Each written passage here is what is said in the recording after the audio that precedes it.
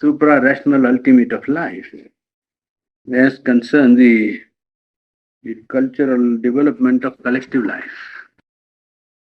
It's a human cycle. Yeah. Yes, chapter 16 now. We might even finish this, I think. If it's not finished tomorrow, we might one day more, but let us finish now the book. Then now that we have gone up to almost the end, it's better to go to the bitter end, as they say. It may not be bitter, it may be sweet. So let us go to the end of it. 16. Supra-rational ultimate of life. That is the chapter. He says, look at life first of all as it is. And what we find is that life is not at all interested in any idealism. If you watch the progress and movement of life, it is found that life is not at all idealistic or turned to ideals, or if you like, it has nothing much to do with truth and beauty and goodness and ethics and any altruism and so on. Life is interested not in any high idealism, seeking for truth's good or beauty, much less it is interested in spiritual experience. You see, much less it is interested in spiritual experience. So life flow, if you study, you will say that it is only interested in physical need, in vital interests or vital demands or desires, in necessities of life, and in, well, you can say vital attractions. It is that which is the ruling power of life. If you ask an individual, he will generally say that these things are real. Why do you want life to be running after ideals which may be realized, may not be realized, or truth, or good, or right, or justice, or ethics and morality? What's the good? This is real. They call it practical life. So, individual generally says like that, and we don't want to follow shadowy things or abstractions of the mind. And society does give some place to good or good behavior or ethics or some kind of, consideration for others. It is not that society puts them in the center of its seeking. No. It gives ethics a place because it wants to have the existence of society to continue. It is for safety of society rather than for pursuit of any ethical ideal that society puts ethics somewhere in its values. Even society, no society lives only for ideals or ethics. There is hardly any society that makes ethics or idealism its central driving force, you see. Because even collective life or society follows vital needs, utilities, desires of the vital life, desires of the body, and that is the driving soul even of the collectivity. Even when it gives a place to something like ethics or something like good behavior or pursuit of something which might be called morality. It gives place to religion also, but it gives a ornamental place. You see, a little place somewhere. Life must be first directed towards desire, impulse, and interest, and some place must be found at the fringe of life where you find some kind of ethics, some good behavior, morality, goodness, art, religion. It is at the corner, you see, the decorative side of life, more or less. And philosophy still less. See, nobody bothers about philosophy. As I said, it is a chasing of a black cat in a dark corner in a dark room where it doesn't exist. You see? So even less remote. So society as a whole does not follow any of these lights. It is only special individuals who make this their life business, a moralist or an artist or a philosopher or a poet. A rare individual, you see, he is not one who occupies himself thoroughly and completely with these things. He is only the individual. Call him a saint or ethical man or a philosopher or a poet. So the whole central driving force of life, if we watch individually and collectively, the force seems to be only the force of desire, impulse, interest, utility, well, satisfaction of impulses. Then what requires the human being to seek morality or ethics? Some power requires him to seek for truth. Some power in him requires that he should attend to ethics or beauty or truth and pursuit of this. Well, whatever it be, it is almost an axiomatic truth that life is another power, and seeking for those things, ethics and religion and beauty and art, well, seems to be quite another power. Because life doesn't seriously want to entertain any of these ideas, you see, any of these ideals or values. Watch life in the collective or individual life, and you will see the first impulse it does is to make a room for itself, assert, to increase, to expand, to possess, and to enjoy. Therefore, he puts it in a short nutshell: growth, pleasure, and power. Growth, pleasure, and power. These are the things which life seems to be running after, seeking. That is to say, first it seeks to make a place for itself and then to expand and enjoy. And it is not merely the struggle, but also after the struggle, there is also the enjoyment and pleasure of the struggle. You see the result. The individual and collective life also both are assertive. They assert themselves. There is a self assertion at work. And by strife as well as by cooperation and union, by assistance and resistance, we find that a competitive aspect and cooperative effort of life seems to be pulling life more and more forward. No greater and higher value seems to be at the center of the drive of individual or collective life. And society has come into being, he says in this chapter, from this dynamic character of life. Life is dynamic, and this dynamics has created collective consciousness because mutual relationship, giving and taking, interchange, reciprocity, mutuality, well, creates a field for growth. The individual grows by this interchange, and therefore society comes into being from the dynamic character of life. If you see the watch the course of European history, then you will find that Europe has given the practical and the dynamic man, that is to say, the vital man to his very marrow, the man who is interested in vital life, mainly. And in any society, whether Western or Eastern, the activity of life takes three forms. If you take any society, the activity of life in collective movement of life takes three forms. One, domestic life and social life. Life in the family, life outside the family, social life in a community, in a group, in a city, club, or anything. So, social life. Second is economic activity, means man acting as a producer and a consumer. He does something and utilizes something. That is the second function. The third activity is political status and political action. These are the three things that happen in a collective life. Three activities or movements that we find mainly occupying the collective life of man in a society.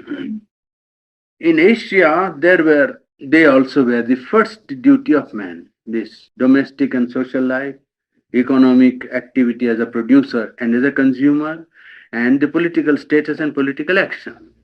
They were in Asia also the first business. Only in Asia they were not regarded as his chief business. In many Asian societies, that was his first business, but not his chief business or preoccupation.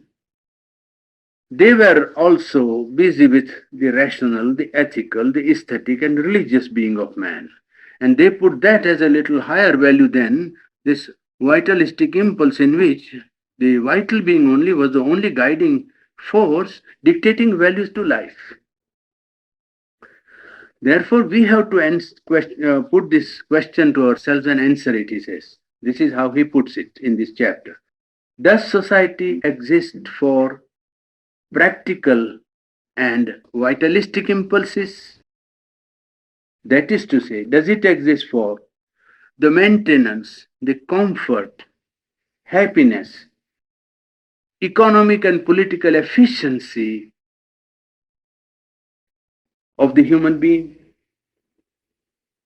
If that is so, then seeking of God cannot be the principle of any society, cannot be the guiding principle of society. If we grant that this is the main function of organizing society or social life or collective life, then it is no use trying to seek God, because that is outside the very purpose of social existence.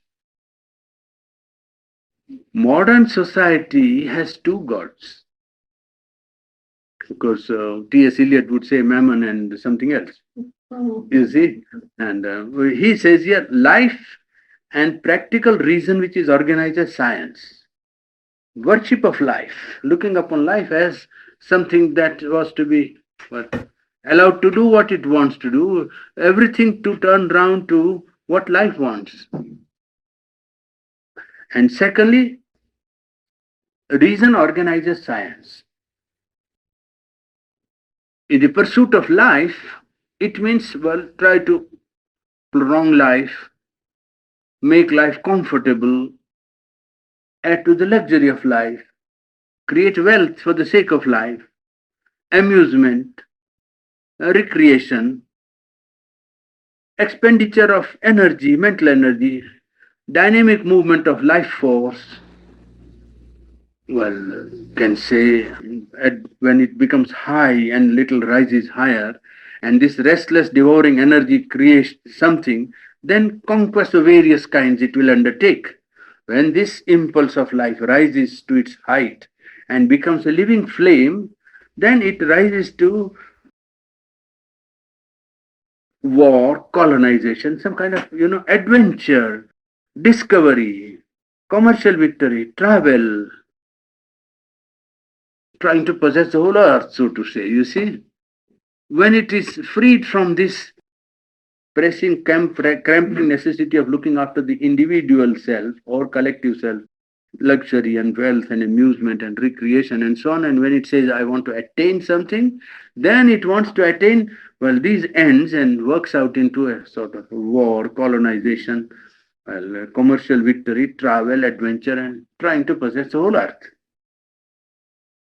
But at bottom, when we see that we are trying to see life in the collectivity and society, it says, no, look at it and analyze the collective life also. Then you will find that life's central, well,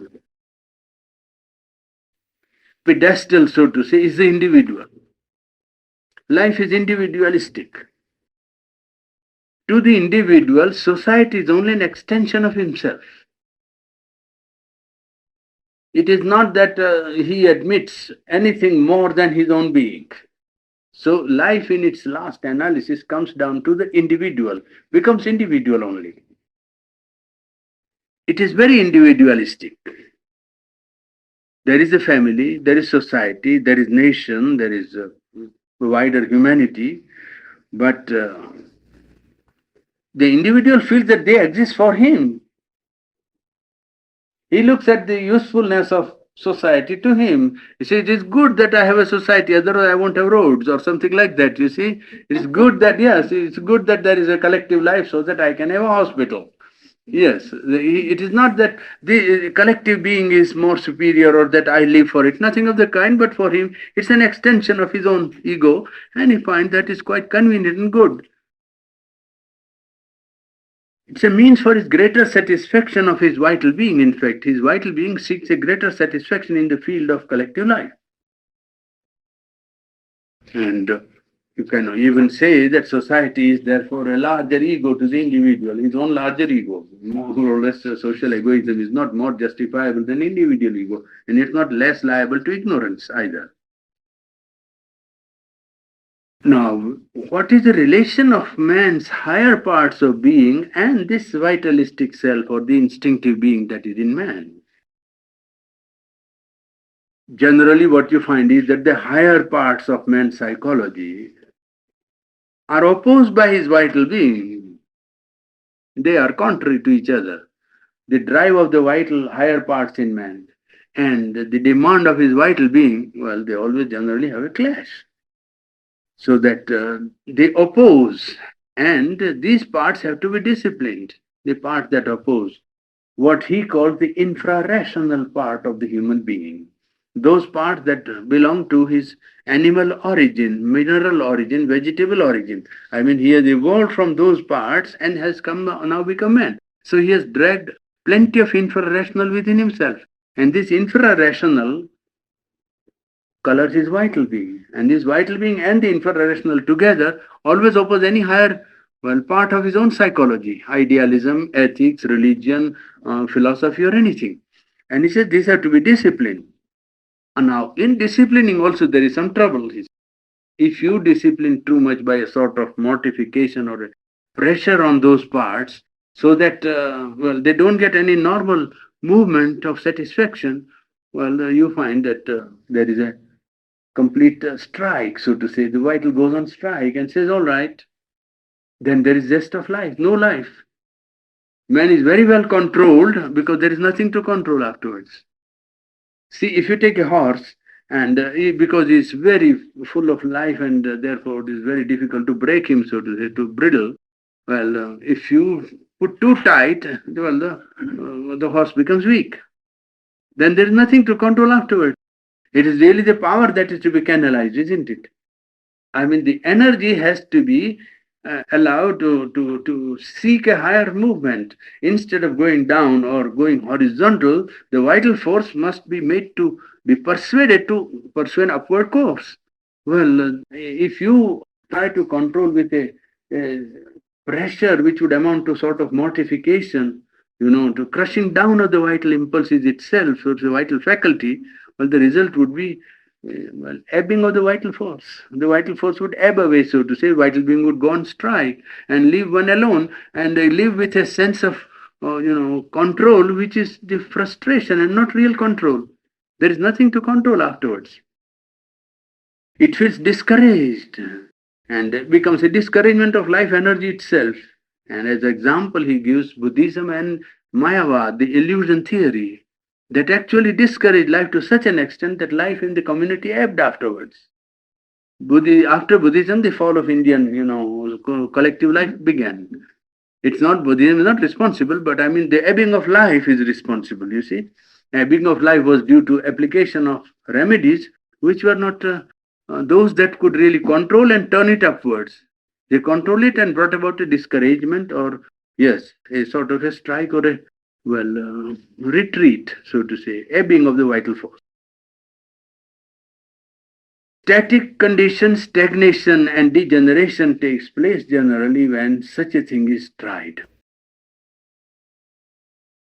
So then we cannot have a perfect society if vital being cannot be made to accept higher values.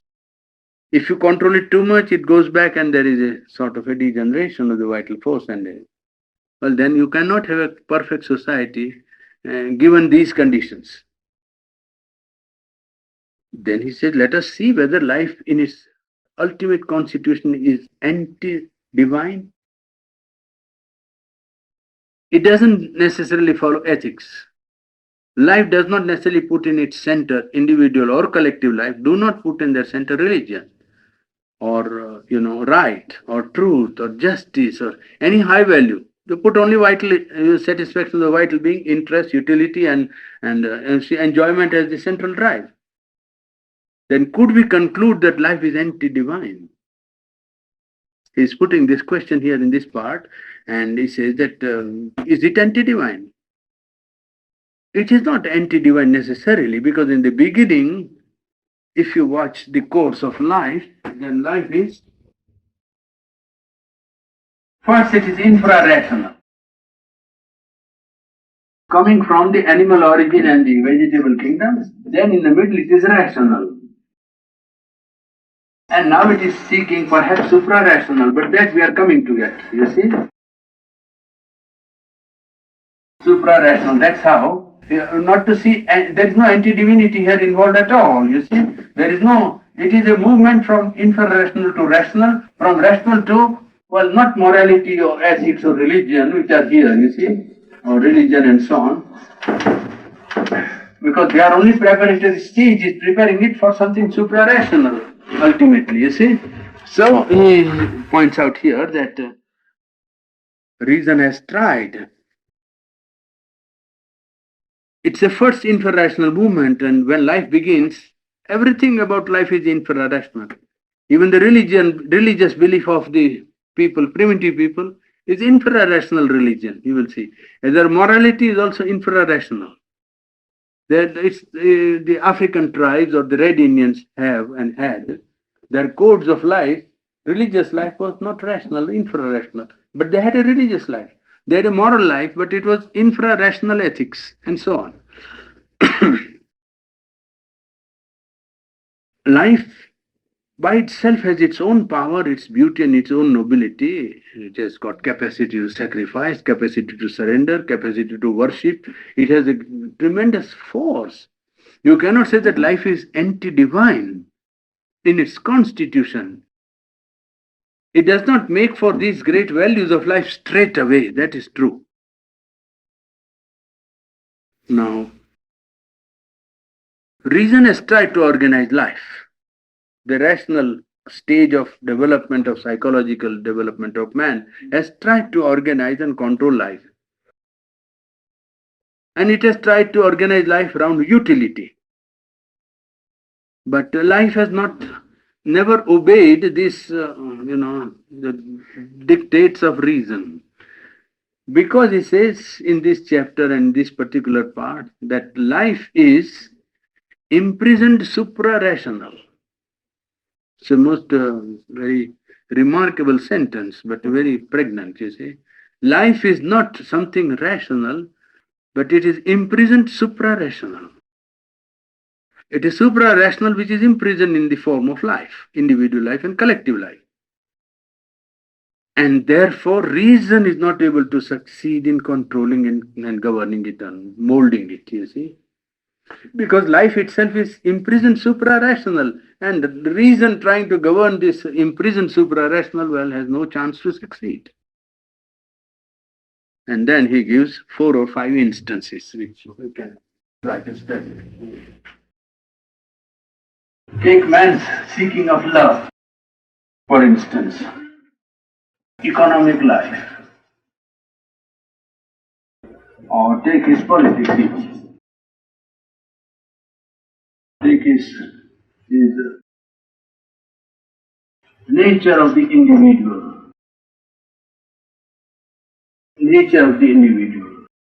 And these 4 activities that are taking place in man's life or in life, they are not all rational in their origin nor in their seeking of the aim. Love seeks absoluteness. It does not seek rational. It is, in fact, it is not rational in its origin. You cannot say love is a rational movement of man. It's the most irrational, perhaps, you see. It is one of the most irrational movements of man's psychology. So its origin and its seeking, it can never be satisfied because it's not a question, he says here, of love between man and woman only. It's a maternal love, filial love, love of comrades, love of the country, love of humanity. It's a wide field of operation. Love is not merely confined to a small groove of expression.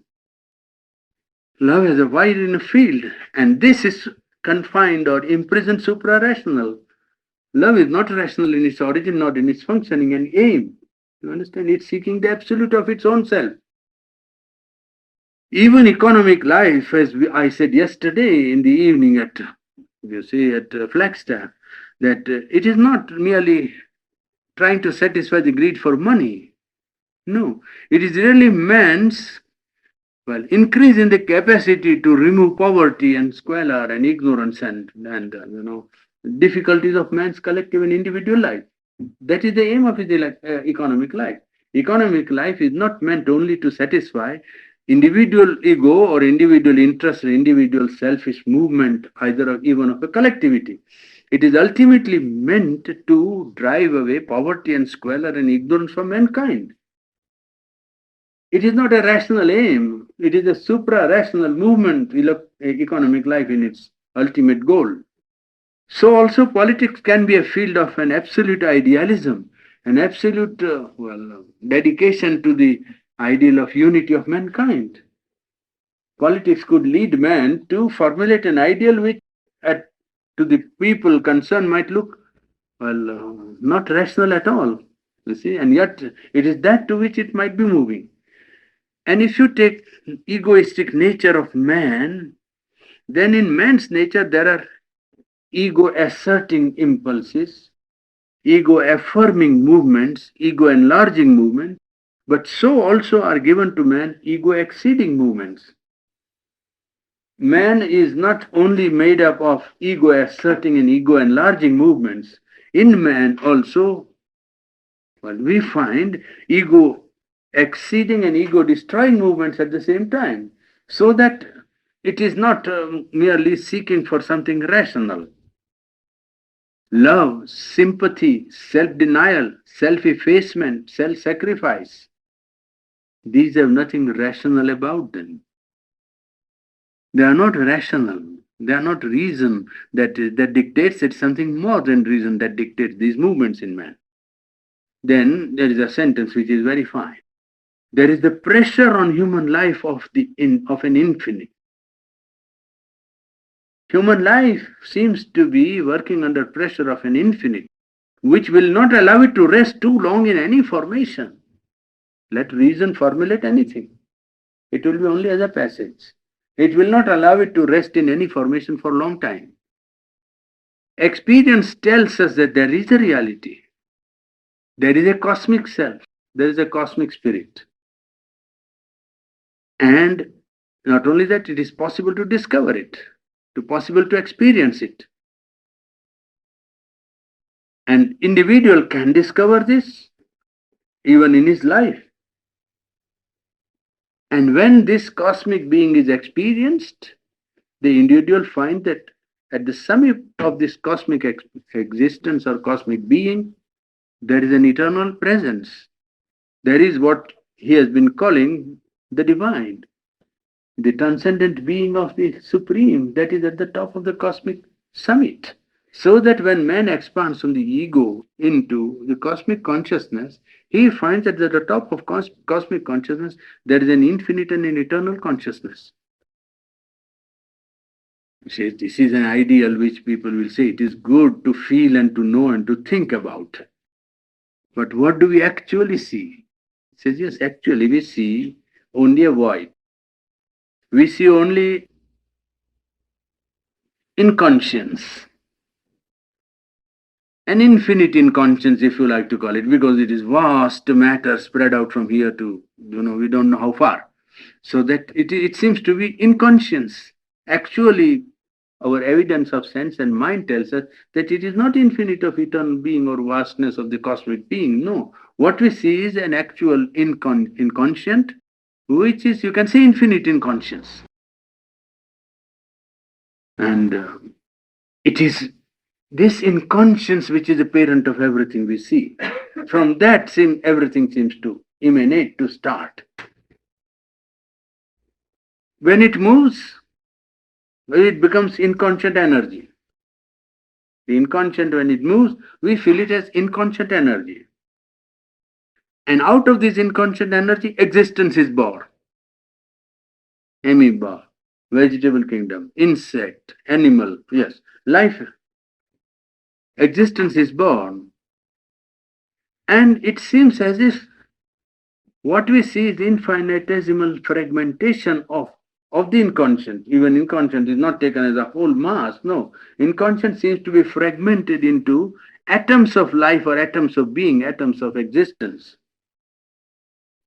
So a concrete universe in the infinite void, that seems to be a zero giving rise to a concrete universe.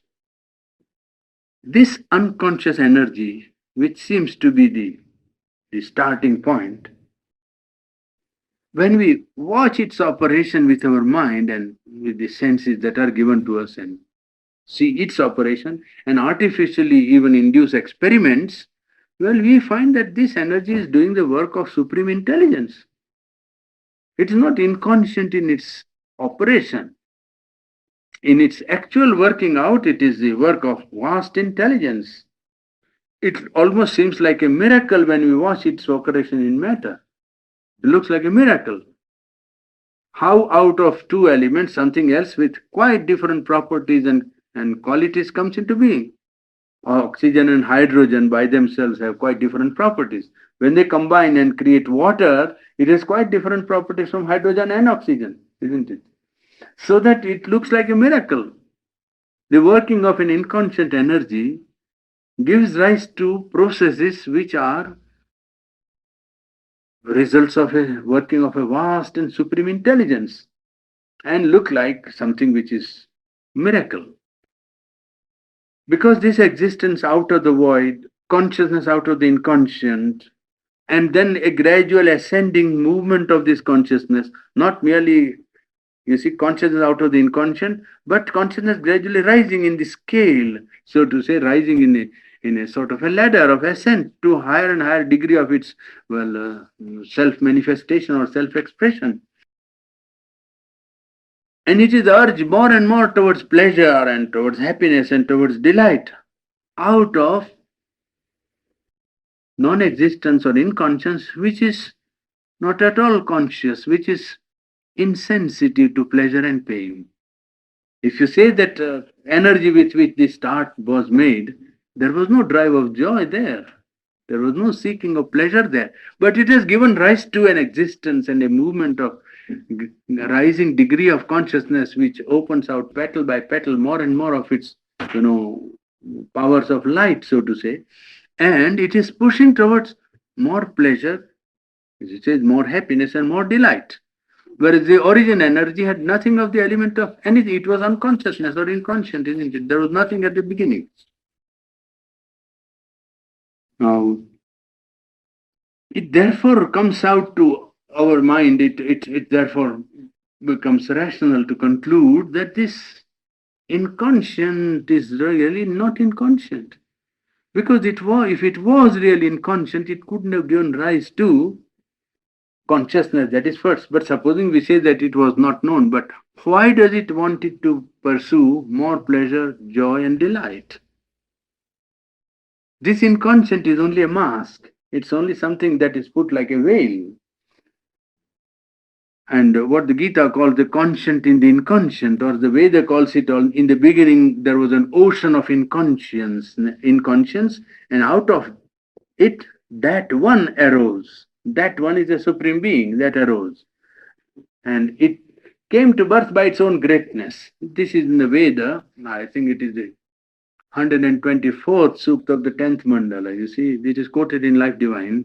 This, you see, neither being was there nor non being in the beginning. And you see, that is the, it is a Sanskrit verse, so I don't want to give it quotation, you see, but it is by its own greatness it took birth, you see. It says something of this kind. What is it? Yes. Anid avatam swadhaya tat ekam. That one, tat ekam, that one lived by its own nature in a condition where there was no air. The air to breathe was not created when it breathed. That is the literal translation of that verse. This inconscient, which is a mask, imposes the law of a difficult evolution. Why there is so much difficulty in attaining to perfection by the evolving spirit? He says this mask which the inconscient has put on over its supra-rational, origin or supra-rational reality, imposes a law that gradual process only can be allowed. You cannot be allowed suddenly from inconscient to go to superconscient. The graduation is a necessity imposed by the nature of the inconscience. A difficult emergence on the evolving spirit. Life and consciousness obey this law because they undergo a process of fragmentation, cutting into small bits, parts, smallest unit being, in matter atom. In life, you can call it a cell, and in mind the ego, like that. You see, it becomes a infinitesimal starting point. Life, well, is centered around a cell, yes, and mind around the ego. Even spiritual being becomes divided. And this has to do the work and grow into this one starting point, egocentric point, which is given to consciousness on evolving soul. It has to do the work of the same supreme consciousness which in matter is doing the work there. He has to have self knowledge, world knowledge, and God knowledge. He has to acquire this standing on or beginning with this little fragmentation point or point of fragmentation, the ego, I. Standing on this, it has to go back to, well, the origin from which it has come, the mask which it has put on. But the mask has to be unmasked first. Self knowledge, world knowledge, God knowledge. Well, you put it. That is how it is. And it has to know the Supreme Being. And what is the equipment for getting back to the Supreme Being? Well, ignorance, ignorant instrumentation, and ignorant instrumentation which is ignorant mind and life and emotional being and vital being and willpower and nervous system and physical body. Limited in being, consciousness and will, well, and because the instruments are limited, man continues to remain ignorant. This is the cause of ignorance and truth behind why life is as we see it is that the instruments given to the human soul are ignorant, and therefore it persists in remaining in the realm of ignorance for as long as it can manage to remain. For instance, the evolution is seen first in matter, then in plant life, then in the imperfectly organized consciousness of animal life, and then it comes to man. Now, in these four stages, we see that the impulse is to express, to manifest a greater and greater degree of consciousness. The impulse in this process of movement from matter to life, to animal life, to human life, well, it seems as if it was to give expression to a greater and greater degree of consciousness, seek greater and greater delight and joy and delight of life, greater and greater degree of delight. From mind, it seems to be making for the spirit. From the mental level, intellectual or mental consciousness, the process seems to be leading to the realization of the spirit. Now, if that is to be done, then it is evident that infrarational cannot lead man to the fulfillment of his life. The infrarational is only the beginning stage of connecting itself with matter, plant life, and animal life. If you want to see that more clearly, you can see that here. Life is following four, big strides. First organization is matter. It appears inconscient, but it is conscious. Therefore, we put it as the first organization. Then you come to the plant life. Then you come to the animal life, you see? And then you come to man. Now, here the infrarational cannot satisfy man because the infrarational belongs to these parts. The infrarational is a quality or property of matter, plant life, animal life. So that cannot govern and give him the full fulfillment of his being, you see? Yes, the impulse is to pass from mind to the spirit.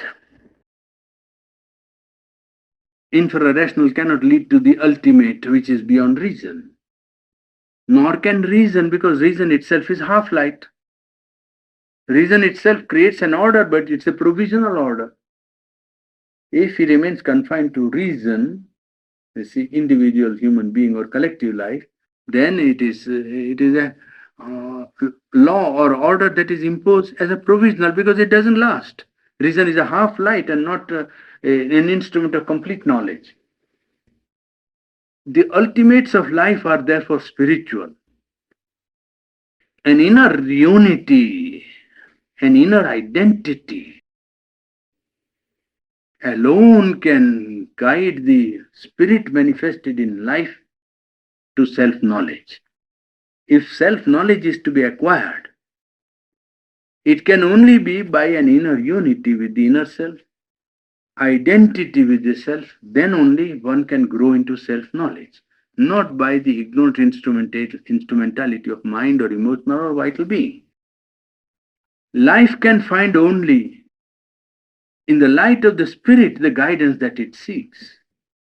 What life has to do is to turn to the spirit for guidance, not to turn only to mind and reason, you see, not to turn to intermediate ethical ideals or ideals of truth and good and beauty, which are intermediate to its preparation. Good signs and good steps to march beyond. It can find it in the inner self and the spirit only. Love or sympathy or union can reach its highest acme in the inner being, in the inner consciousness, in the spiritual consciousness only, because in ordinary life, what you find is their opposites only. Opposite of sympathy or love, or you see, whatever it is. In ordinary life, you find that life is condemned to the opposite. In what then consists the growth of the individual? The growth of the individual or the collectivity consists in identity with the cosmic being, cosmic consciousness, vastness that is around him. That makes for growth. And if he wants power, which the collective consciousness wants to handle power, individual also wants to have power, because power is the aspect of energy or life force. Power of the spirit or power of consciousness can give him this mastery over himself and mastery over his own forces and master the forces of nature. The seeking for delight is not merely seeking for pleasure, because pleasure can be addicted to infra-rational movement of life, to impulses and to passions and movements that come from the animal origin. This impulse or the instinct seeking pleasure or delight can be fully satisfied if it remains confined to the present formula. It is only impermanent. It is something that is imperfect, fragmentary, subjects man to weakness. And only if it turns to the spirit, to the divine reality in man, then this seeking for pleasure can be fully satisfied in the sense that the spirit can give a constant experience of delight, which the lower instrumentality of man or the infra-rational or rational element cannot do. Life to the spirit is only one form of the infinite delight of being, the infinite Satchidananda, and its delight of being is not confined only to life. Life is one manifestation. There are other rungs of its ladder of manifestation which are equally important and necessary for the full manifestation of the Satchidananda. But that which life is seeking, to our knowledge and observation, seems to be not something rational, something which reason can organize, control, and manifest here, but supra-rational movement towards truth, towards good, towards beauty. All supra-rational. And even the impulse of love or organization of life around an economic-centric outlook. Well, all that ultimately points to a state where reason has to be overpassed. So the seeking of life is for the supra-rational. And why it seeks is, he says, life itself is imprisoned supra-rational and it wants to get out of the prison, that's all. Life is not individual in the sense of an egoistic manifestation of a small quantity of life force and it is trying to possess the whole world. No, it is because it has got the real unity in which it can possess the whole world in consciousness that he is subjecting himself to desire. Desire is a very imperfect and ignorant way of trying to possess the world, isn't it? That's all that desire amounts to. When you say desire, it means the individual standing on his little egoistic point wants to possess the whole universe. because behind the impulse is right, well founded in the sense that he is universal and is not egoistic being. So his impulse to possess is right. Only he can't possess it through the instrumentality of desire because that is impossible. The only possible thing is that he widens his consciousness inside and leaves his egoistic stand and goes back to the universal and the transcendent, which are the origin. Then he possesses the whole world without going through the, a mechanical process or ineffective process of trying to possess the world by desire. You see? We come to the end of this chapter and come to the end of time also. I think we might take up this subject more because when you come so far, it is not good to leave it halfway. So we'll try to summarize it as in a short compass as possible, but we might go to the end of it. Is that the end of chapter 16? 16th, yes. With what we had this morning. Huh? That fits in so well with what you gave us this morning. Yes. What was that morning? Life divine. Oh, life divine. Yes. That is ignorance, origin of ignorance. Getting understanding of the whole movement of individual and cosmic life, you don't find anywhere easy. There is some glimpse of it somewhere and says life is like that. But this total view like that, you see, you give you the whole panorama of life and see it and then say, to carry to the human intelligence the direction of this life force. But the people have not seen life in that vastness and voluminous movement of it, you see, as he is able to see in the cultural movement of nations and cultures, you see. That's what you have to see how life moves. It's life in its origin may be anything, but in its actual operation, what he points out is how historically, through course of development, you see that what he says is what has happened. And life has not been able, reason has not been able to govern life. He has shown that whenever tried, the order is always provisional, the control is always incomplete. And life has always baffled reason, you see, because life itself is not something that is bound to remain under or be a subsequent or subsidiary faculty under reason. Life seeks satisfaction on its own right. You understand? Yes. As mind can seek satisfaction of its seeking for knowledge, life seeks satisfaction of its own impulse of power and delight. And it wants to go independently. It doesn't want to come under the permanent domination of reason. It is good that temporarily it comes under the domination because the infra-rational is there to be governed. The movement from the animal consciousness has to be set right and organized by reason. But life as a whole would never submit because life is not meant to be satisfied by attaining anything rational. A rational order, rational economics, rational politics, whatever rational, well, life will always go round. It will not submit. Because life in its origin, he says, is supra-rational. It is the consciousness of the Satchidananda that is seeking. And because that is seeking the Ananda. And reason will like always to put a fence around and say, this Ananda is only Ananda available and you can't have anything more. Well, life is not going to submit to it.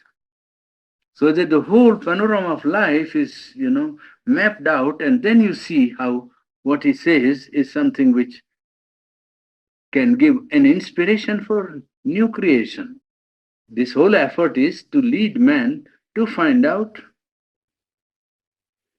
the real inspiration to create a new society. If a more advanced society was to be created, reason has tried now 150 years now, and science and reason have been trying to solve the problem, and we know that it is not solving. And he says that this is bound to happen because reason is not meant to ultimately govern life. So life has then to organize itself around some other inspiration. And that other inspiration can only be while seeking its own divine origin. When life seeks its own divine origin as life, well, it creates new life. It creates a new individual life, creates a new collective life. Then there is chance for it to reach and fulfill itself, reach the goal and fulfill itself. It is only in that effort that the solution of life seeking can be found. Reason trying to intervene all the time and trying to dictate and create an order, impose an order, control the whole individual and collective life according to a rational pattern, well, would amount always to a failure and a repetition. Failure and it will never work. It must lead to a stalemate always. Therefore, it is better that life begins to seek something fundamental. But then you said that the higher parts are opposed by his vital being. Now, at the same time, denial isn't exactly the answer. Or mortification. Yes, that's it. It is not the answer, is it? No. So then the answer is to seek the higher. Yes, through persuasion of life and control of the infra-rational by reason. Reason to be used only to control the infra-rational, and life to be used to seek the truth, seek the divine, seek the self, seek the supra-rational which it is in its origin, you see. Self-knowledge, world knowledge and God knowledge. Put it. That is Savitri also, you will get it back in Savitri. Yes. Well, if that raises edge again. It will come. I mean, if that raises edge, because yes. If you go too far, it's mortification. You have to do it just a yes. certain way. It must direct itself to self-knowledge, knowledge of the soul or self, life. Not remain confined to mind and mental theories. Not confined to vital and desires and enjoyment and satisfaction of ambition and self and selfishness. And not confined to body, but it must seek the self, the true soul being, so to say. So self-knowledge must be set before life as its goal. Mm-hmm. And then in that it can widen out to world knowledge, and it will be found that at the top of this world knowledge or cosmic self, there is a divine, the infinite and the eternal, so that it will lead to God knowledge. And then in that God knowledge, the other would just fall away. You can force it away. Yes, you are not. Away. No, it will be such a delight of which life has no conception now. Yes. Yes. Not only there will be no inhibition, there will be such a delight that you will have to prepare the instrument to bear the delight. The delight will be too overwhelming. Infra-rational parts of nature. Infra-rational in the sense of our animal heritage, you can say. You see? Heritage from animal life. Instincts, impulses, passions, blind movements, subconscious movements, all that is, comes from the infra-rational. It two works only control and purify. These two works reason can do. I didn't quite understand, Purani, what you said. Reason and science have been trying to solve the problems, and the reason. Why did you say the reason why? Yes, they have not succeeded, and they are not going to succeed because life is not rational in its origin, in its movement also. You see, they have tried and they have not succeeded because the reason is not rational, is not seeking rational satisfaction. Reason is seeking something absolute.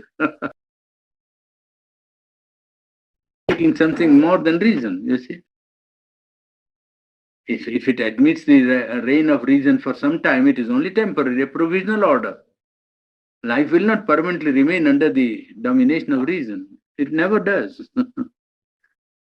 Mind can give a formula and a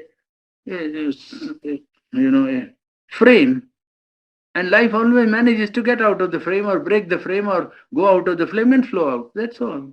The frame remains where you do and nothing happens. You give democracy, individual freedom, give anything, it will mismanage and do what it likes. Names and forms that are given by reason have not changed life.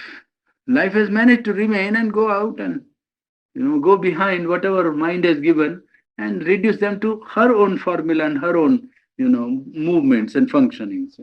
It has not allowed any permanent change in its constitution, and no power can do it because life is a tremendous force, and what it has to do is to itself convert itself into seeking the truth, the light, the soul and the self. So what am I? Well, life has to demand that of itself. Then it will come to the self and the cosmic self, and then it will have that knowledge and power and delight which is seeking. It will never have it if it only admits permanently the reign of reason, and it cannot admit because it is itself too powerful for reason. Mind hasn't got the power. Concentration, purification, identification. Yes, yes, yes. That is to say, life has to be persuaded to first, by its own vital reasoning, to see what it is seeking first. And that which it's seeking cannot be given by mind or reason. These two, if life sees, life will easily concentrate and identify and change and give its full concentration to the work.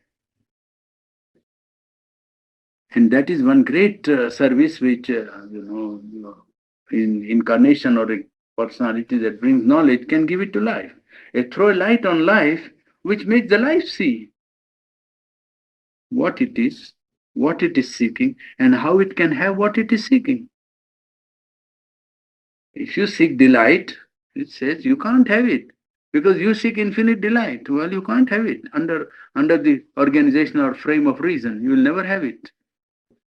And when one's life knows and sees that, well, it becomes easy for life then to concentrate on seeking the self, or in seeking self-exceeding movement of consciousness, in which it will become conscious of its true self, conscious of the cosmic soul, and conscious of the divine being, you see. Life is imprisoned, super rational. Mm. And was it Browning that spoke of the imprisoned splendor? Mm. I always thought that title Yes, also yes. seems to express it. The Yes, imprisoned splendor. yes. Parasi referred to the divine spark, Yeah. the soul. That is also true. C.D. Lewis speaks of it also in one of his poems. That he found eternity like a howl of pain. Howl of pain. Eternity like a howl of pain. And then he says that, and then he was sewed up in flesh with no escape from solitude.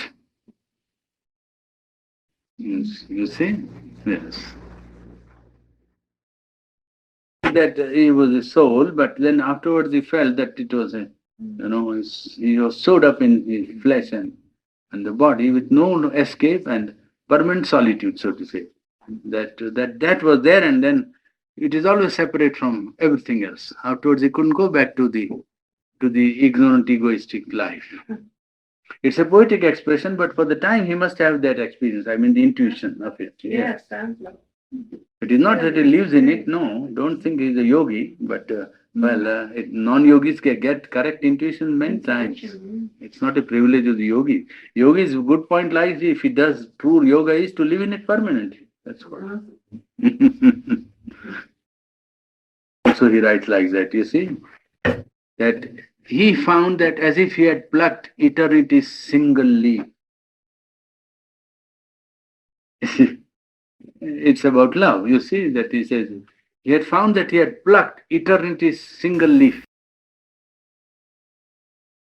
It is not the only potent method of curing. You see, I mean, giving of doses of organic or inorganic salt is not the only, remedy. Remedy can be psychological. And if you can rise to a good understanding of man's maladies, you can completely cure without medicine many diseases except those that affect the bone and the most material part of man's physical being. Many of the diseases can be cured without any medicine.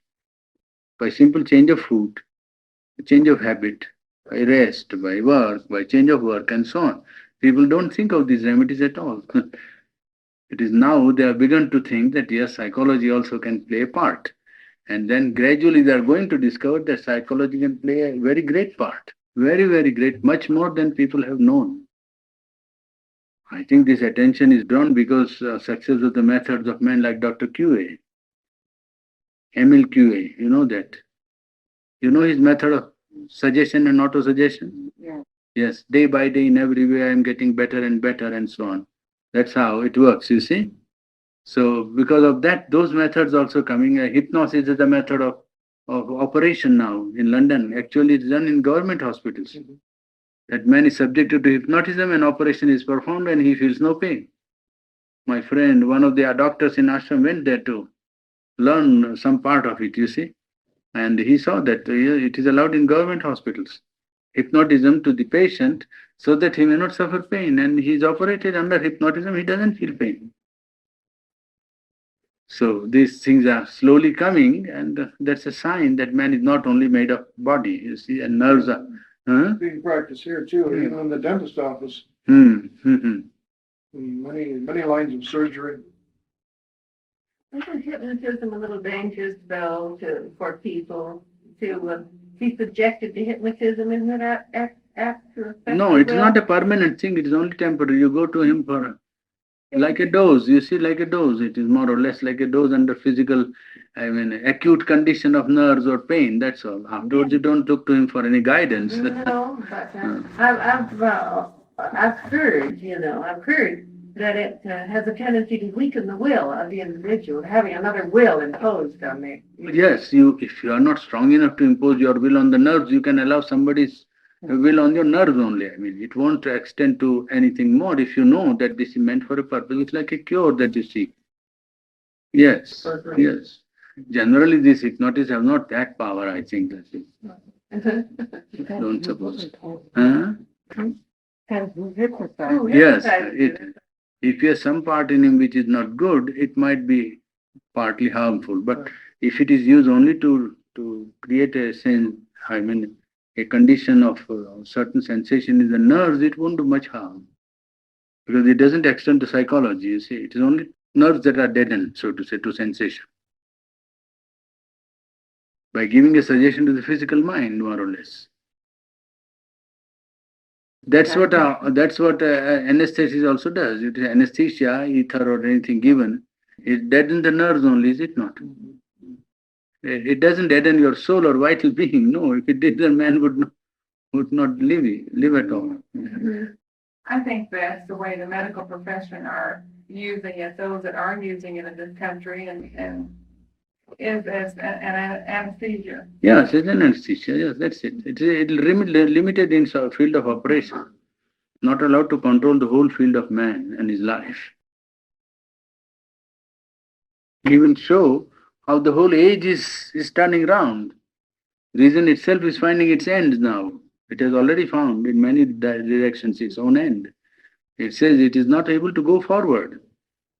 The result of reason is that it is curbing reason. The reason arose and said there must be a perfect order, life. This must be the order. No other reason will be allowed to work against it. So the very operation of reason ends in controlling and curbing reason. That's where we are coming to. That's what we are coming to. The age of reason is ending to an end, he says. It's tending to an end. It's coming to dead end. Because the controlling reason itself is putting it down by force. You are not allowed to think what you like. And it is reason that has given this theory. Not only this, the very 3 chapters, 4 chapters are followed to show the curve of reason and how it is ending now. And then he makes out a case, therefore, mind must seek the spirit. That's the next step is to seek the spirit and make that as the object of life, individual life and collective life. Then you will have another curve of development of human soul in individual and collective life, which will leave behind this phase of reason as a step. You see, man has come to reason. And now when he goes forward, this has done its service. And whatever it has done will be taken forward. You see, it will not be thrown away. Only reason will not dominate. Whatever reason has done will be used in the service of the spirit. Nothing will be rejected. But the curve is drawing to an end, and now human spirit in the individual and collective life must seek the spirit, must put the seeking of the spirit as a central aim and the highest value. Then another life will be created for the individual and for the collectivity. A different life in which different values will work and must work, because these values have have been ruining mankind, isn't it? These values are good enough in some ways, but in the ultimate, they have no place. Well, we could say that the increasing complexity of life as it exists today presents a problem which rational reason is getting less and less able to handle. Yes, it is too complex. That's what he says. Life is so multifarious and rich that reason feels baffled before it. How to make this complexity into uniformity or unity, and what to do? Or you can artificially impose a, frame or a tight jacket, but that wouldn't be life. It's too big for reason to tackle. Discussing. See, I am staggered when such a solution and such a clear logic is before them. The intellectual world is absolutely blind. It's surprising how man can be blind. I can't get over that feeling. I mean, I can understand if something is given for you to accept an authority. There is nothing here. You can argue yourself out and see whether whether it is rational or not. They have no time. When some solution is suggested, because they are afraid of the solution. Therefore, the abdication of reason will be the first result, isn't it? Oh my God, the thing for which we have lived, worked, and are ready to die, that is to be given up. That's the fear. What they do is something stupid in a corner, which is absolutely waste of human life. And no direction, nothing in it that is new, nothing that is true, nothing that can be useful to man. Told and if it comes, it will be in spite of the intellectuals, I think. Yeah. Well, I mean, we have some of them in front of us, apparently in a sensational way, talking about flying saucers and things like that. I mean, it is becoming just in a direct way, but I mean, there are many things that are more intangible that are beginning to come into our consciousness, So that's a thing. I don't think we have so much to fear from the intellectuals today as we have from the social technology. Yes. People who employ scientific methods, one, and legislators who want to bring about a socialistic order. You see, it is they who are really people who can introduce something which will control the individual's freedom. And to control and influence minds. Yes. Well, they're advertising. Look at their advertisements. This is an avowed a process which we spend millions of dollars on to introduce some not like myself, to buy something he doesn't need. Yeah. Yes. It hypnotizes. Yeah. So, Purani, what about flying? Planet. No. There is no reason to believe that life exists only here.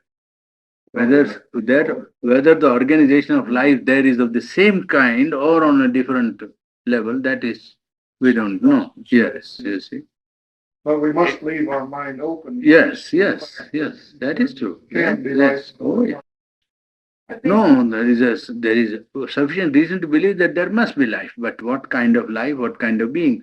For instance, they might be able to do without water or without air, but we don't know. So that is exactly where the catch comes, you see. There have been people who claim that they've seen a flying saucer and little men jumping out of them. And Yes. Adamski has been saying that, I know. And, in California, there's clubs all over the state, and there's annual conferences that 1,000 people attend in Northern California and another different 1,000 in Southern California each year. And there are many, many people interested in flying. So interested, but have they seen? And the point is, not somebody else. yeah, so